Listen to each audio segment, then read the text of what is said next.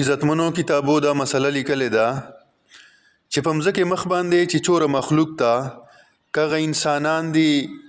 که پیران دي که ولیان دي بزرگان دي چې څوره مخلوق ته له ټول مخلوق نه د پیغمبر علیه السلام مقام او مرتبه اوچته ده دغه رنګې په اسمانو چې څوره مخلوق ته کغه فرشتې دي که عزتمنې مقربې فرشتې دي جبرائیل علیه السلام میکائیل علیه السلام اسرائیل علیه السلام اسرافیل علیه السلام له دغو څلورو غټو فرشتو نه هم د نبی علیه السلام مقام او مرتبه اوچته ده تر دوره پورې چې د الله پاک والکوم عرش ته له هغه نه د نبی علیه السلام مقام او مرتبه اوچته ده خو لیکن دا یوه خبر په تاسو موږ منځ کې مشهوره ده چې بعضې خلک چې یوه خبر کوي بیا وایي چې که خدای رسول خوښه وه نو عزتمنو په دې باندې سړی ګناهګارېږي داسې دې سړی نه وایي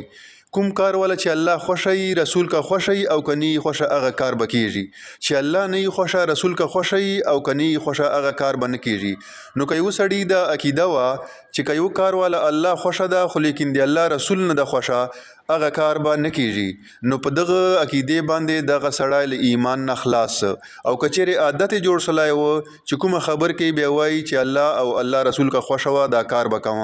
نو په دغو ویلو باندې دغه سړی